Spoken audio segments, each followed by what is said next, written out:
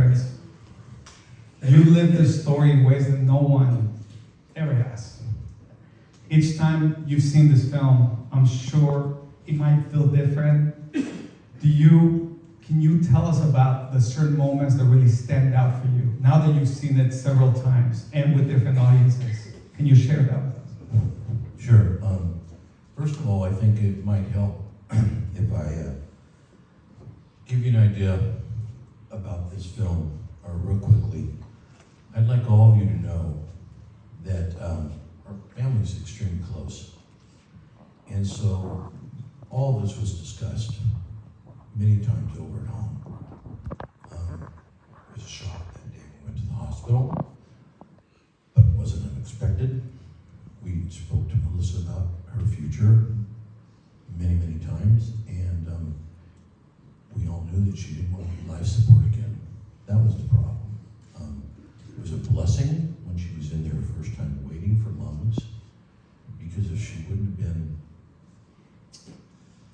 awake and able to cough and do the things she needed to keep her lungs from being infected, she would have never gotten a transplant. So, but the fact that it was extremely difficult. She went through things that nobody should have to, and but she was okay with that. She made a decision that was best for her and what she felt was best for her family.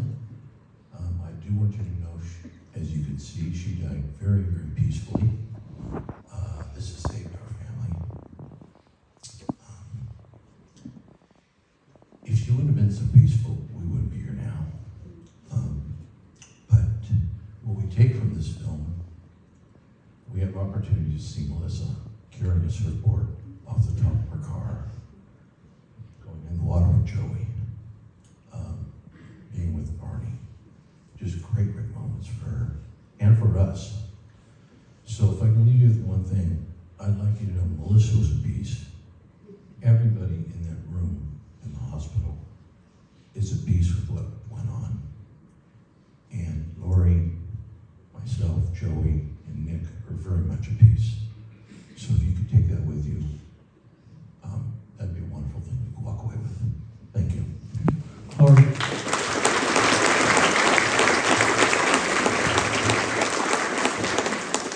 I know there's very special moments, especially the one with the hummingbird, but is there any other parts of the film that capture Melissa's essence the most? And if it's okay, can we shift over to the light? The producer and me has to make sure that we get the angles. Thank you. I guess for me, just watching how excited she was over, getting that board, and just the smile on her face when Joey, as you saw, walked across the room as he put that vest on. She was just so, so happy that they were finally going to get back out on the water together. I have a follow-up question for you. What do you hope you want audiences to take away from Pappageorgas, now that you've seen it a few times now with different audiences? I just hope that everybody can take away, you need to live your life to the fullest every day, because you're not promised tomorrow. Thank you. Do you want to add to that? Okay, copy. This film has so many powerful themes, and you were entrusted with this story, Sebi. This film, I always say, it's not just a documentary film. It was a promise, and you had a tremendous responsibility. So, can you take us there, if you don't mind? I know it still hits every single time. I know she's seen many different versions of this film. I helped to recommend the editor, Jimmy Cohen, that helped her with this, and it was an incredible team that put it together. So how did you navigate the responsibility of telling this promise? Well, first of all, this film is not possible without Chris and Lori. They trust me with their love and trust makes the whole thing possible. So I want to let you know that. I'm their daughter, yeah. Asian girl, she always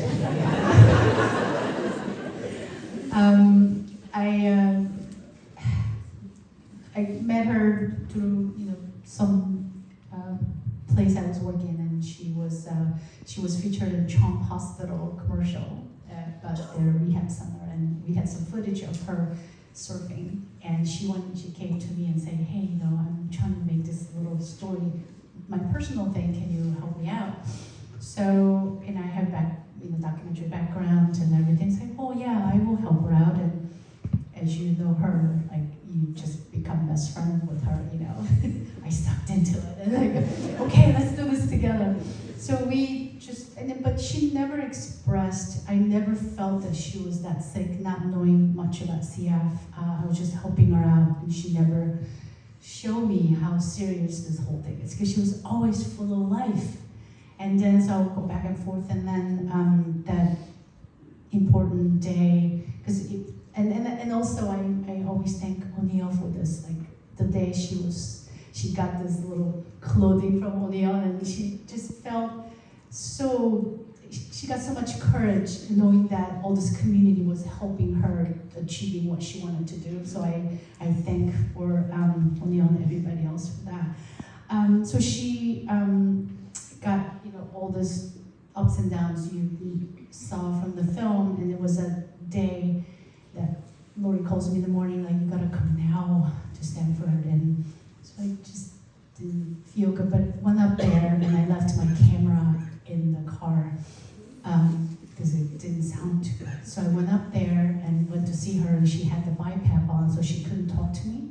But she saw me, and then she sees that I don't have a camera on, so she went like this. So I guess, okay, I have to go back another 30 minutes to get my camera. So I got the camera, came back, and then she couldn't talk much because she couldn't breathe well. So I kept filming, and then a few hours later I realized something is not going the direction I wanted to go. So I sat down with Chris and Lori and the family and asked, what do you think she wants me to do? And they just both looked at me and said, "You know exactly what she wants you to do." So I got the courage to film her last few hours of life. Just how courageously she would make those decisions taught me so much. And it was my turn to say goodbye. And then I don't know how, again, all the out of focus shot, because I was crying, so I had an excuse for that. I don't even know how when I gave her my promise, like, "Melissa, I will finish your film." And then I don't know what happened. And then after she passed, I could not look at the footage. I couldn't even go near the camera. And then about a year and a half later, and I was just going through, I just had the courage of COVID, and okay, let's do something. And then I saw the footage of her when I told her I will finish your film. She nodded. She acknowledged as she was going, she knew that I will finish her film. So that gave me the courage to just do it. So that was the beginning of this journey, and I said, you know what, I'm gonna do this. So I started myself like this, and then later on, Chris and Lori got on board, and with their love and support and 500% trust, and that made this film happen. I'm just one of I call this one as a community project, because I'm just one of the little, piece of puzzle. Everybody flew in, I called my angels to help me out. When I needed that shot, I had a the photographer, cinematographer came in, didn't even get paid, some paid a little. They all came and helped once they find out what the story is about, and this film has two directors, Melissa and me, because she couldn't do it, so I finished it. And after she passed, I got to know her much better, because I was going through her diaries, her iPhones. You never know who's gonna go through your iPhone. So, and her little journey, clothing, everything. And she left me all these clues about, that throwing up shot, she did that without telling anything. She planned all this, and I just followed her cue. So that's why we have two directors.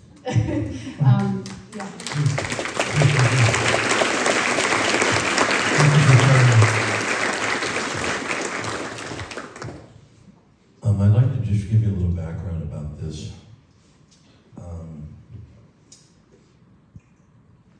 I barely knew Sebi the day that Melissa died.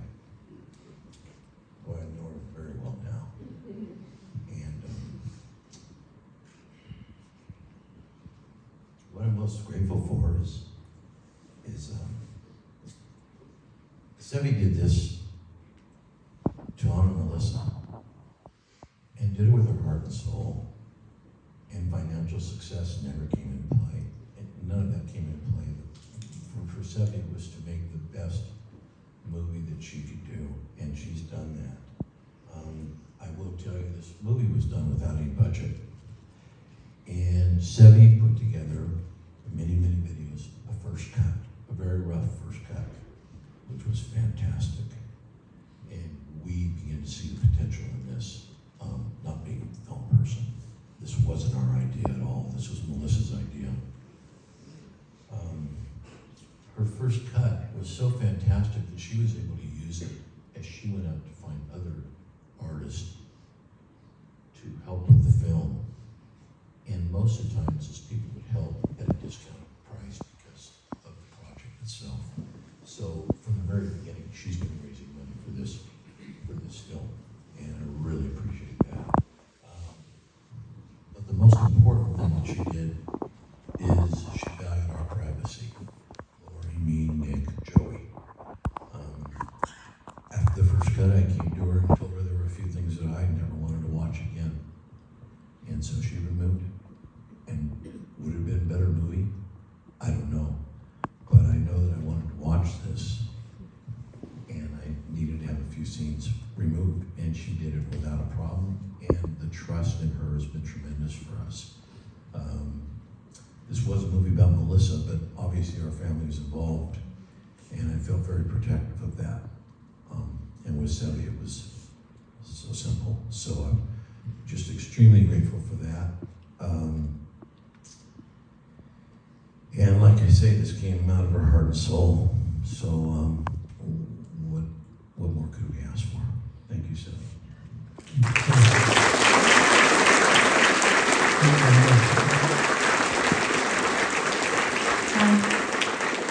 I actually want to thank you, of course. But I learned so much from doing this project. I become a way better filmmaker because it gave me a reason why you do what you do.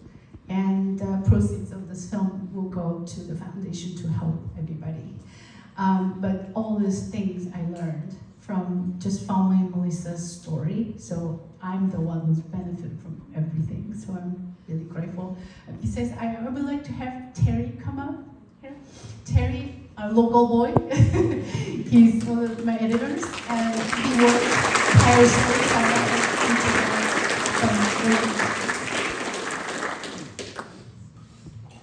So, yeah, you want to say how you were involved with the project? Sure. Yeah. Hi.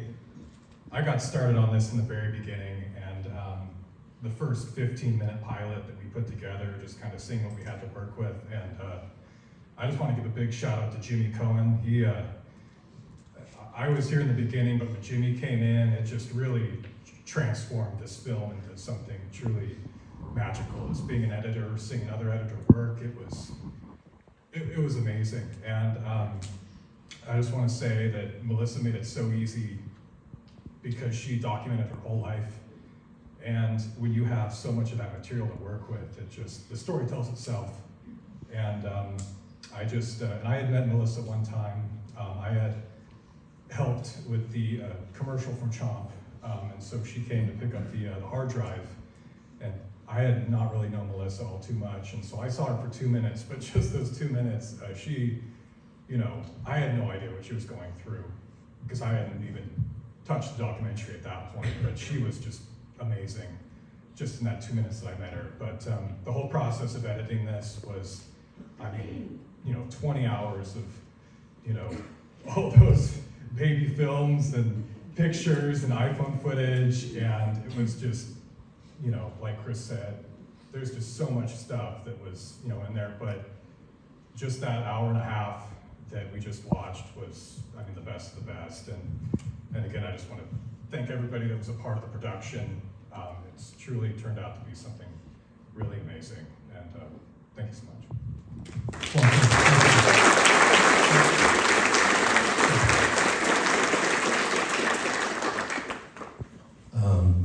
One thing I would like to tell you, we did this at the Santa Barbara Film Festival a couple weeks ago, and neither Joey or Nick were there the second night we had the showing, and everybody was so interested. It was so beautiful. They wanted to know how Joey and Nick were. And so, in between the end of the movie and the credits, we were going to add some updates. But I'd like you to know, Joey is, after Melissa passed, he went ahead and got his boat captain license. He's now working at Monterey Bay Eco Tours, which takes tours of the Elkhorn Slough and an electric boat. It is the greatest thing in the world. It's like being in Disneyland. You need to go. You really do. It's really peaceful. The best part about this, Joey is happily married to Mariah. Would Mariah and Joey please just stand real quick?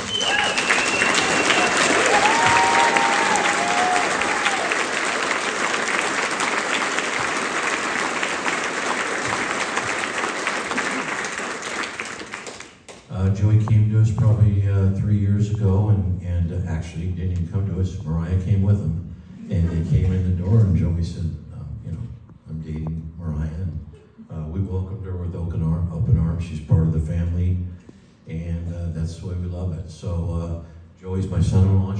She's our daughter-in-law, and that's the way we look at it. My son Nick is now 41 years old, living with cystic fibrosis.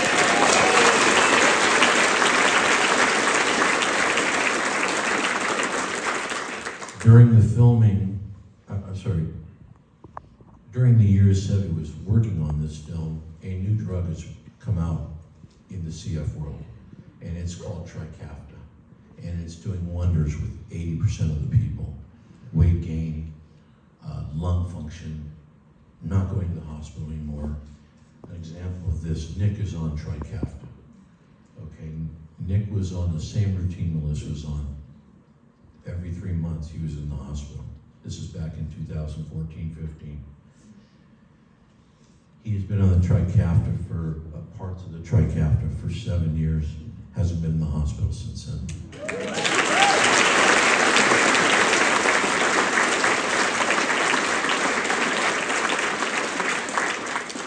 One other thing, Nick told someone in an interview, he's no longer afraid of passing with cystic fibrosis because he got to watch his sister do it so peacefully that he's in a much better place as far as that goes. So what a blessing for us.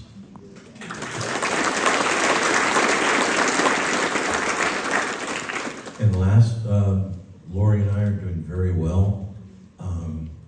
We're at peace with what's going on, like I told you before, and we are working hard. Our 18th year of running the Living Breath Foundation, and doing great things with that, quite frankly. What I would like you all to know is when we break up here, we are going to have a couple tables set up at the exits. We've been asked by many people if they could donate toward this film as we were getting our RSVPs. And that's the way we feel probably the best way to do it. If you were moved and you want to help Sebi get this thing to the finish line, the funds certainly could be used, and very much appreciated. So thank you for that. Thank you. So the story does not end here. Yeah. One other thing, we're going to have a reception out in the front there. We are allowed to be here till 8:30, so we've got another 30 minutes if you want to come out and visit. And well, you got to go out that way anyway, so you have no choice. But we'd love to see you out there. Okay. So yeah, Yeah, so we will be taking at least 1 or 2 questions from the audience, and if it's okay, you can project, or we could try to send a microphone down there with you guys. Is there anybody? It's hard to see with this lights up here, so if there's questions from up there, let us know. But I'm gonna try to scan the audience from here. Does anybody want to have any questions? Yes, right here. So mine is not a question, mine is just a comment. My son did a mini documentary about Melissa's life when he was, I believe, a sophomore or junior, and ended up going to film school. Wow. Became friends with Melissa's brother Nick. That's how my son Nate found out about it. But I know Melissa doesn't want to be considered inspirational, but I was going through a very tough time in my life when Melissa was going through that. I had the experience of being in the waiting room at Stanford when the nurse came to tell everybody.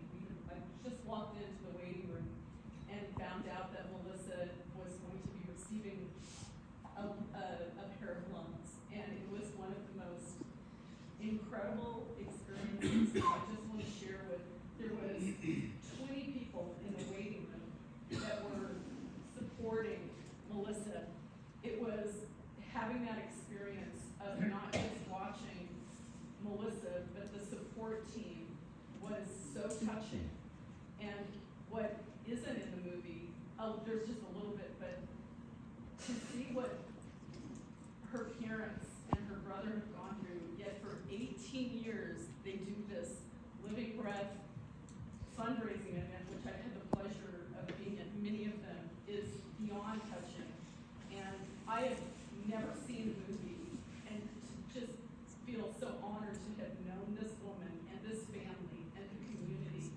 And I just want to put out whatever I can do to help in any way. I have ideas, but it was just amazing. You did an incredible job. I'm blown away. Thank you. You did amazing.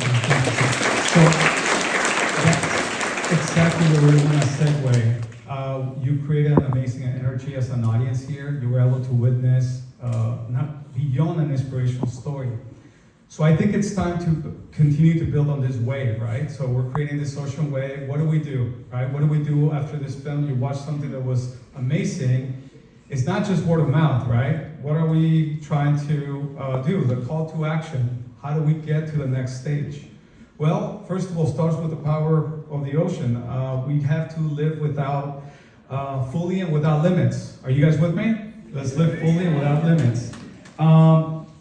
Can we continue through the help of these tools and the films and everything, continue the awareness for cystic fibrosis? Can we get the awareness for specific help foundations, such as the Living Breath Foundation, to make sure that they have the proper tools and resources to get out there? By supporting this film, you're helping us to reach a wider audience. So I did have a follow-up question for you, Sebi, because we're not quite there yet. We're getting this film out there to festivals, but obviously, ideally, we would love to get us an audience that's global, right? Beyond the surfing community, beyond the CF community, because they're our community, but how do we get beyond that? How do we get distribution? What's happening there, and how do people can help in that regard?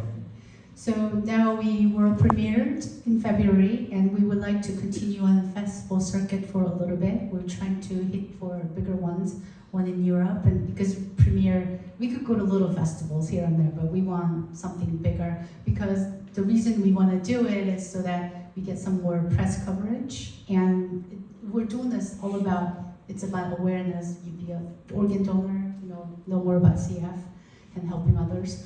So we will be doing it. In the meantime, we're hoping to get a distributor like Netflix or Amazon. They will, once you stream it, you can't really do the theatrical distribution much. So we will be traveling for a little bit, and then so that's that we did have to do more promotion and marketing, social media. That's everything nowadays. So that's our plan. So we hope to get this one on Netflix by, I would say, October. That's my hope. We need your support. So obviously, we would love for, again, the Netflixes of the world, the streamers of the world, for them to help us get it to a wider audience, but it also starts with you. Let your neighbors know.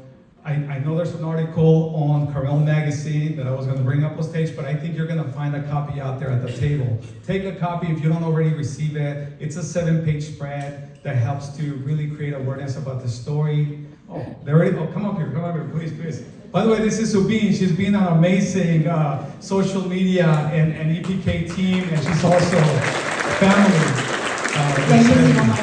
Korean cousin. So make sure you take a chance to read it. You know, sometimes those magazines, they sit on your table, it looks good, it ties the room together, but it's a great conversation piece. You're like, oh, go to a page, and you know, where Melissa's story is, and then spread the word. By the way, in case you're like, Ben, I like physical copies, but I send the stories via text, via social media. We have a link, we can send that to you, we can spread the message. There's also a website that I want to make sure Sebi tells you about. Yeah, we have everything on there, pedaloutfilm.com. So if you subscribe it, we'll keep you posted with what we're doing. Because again, our job doesn't end by finishing this film. There's way more we're doing. It's exciting. So please join us. And Terry is taking care of that website. Very talented. So who's the wave? You're the wave, right? Who's the wave? Yes. So you're gonna help us, right? You're gonna help this film and make sure that Melissa's story becomes that super wave that drives everything before. Again, she's your hero. Her parents are your heroes. Claim them. Claim them and make sure this is amplified. Thank you so much. Please take the time. Thank you. Again, give it up for Sebi. Give it up for you. Thank you to this theater. Great appreciation about this theater. Thank you for hosting us. And thank you to the booth up there. Thank you, Joanna, out there.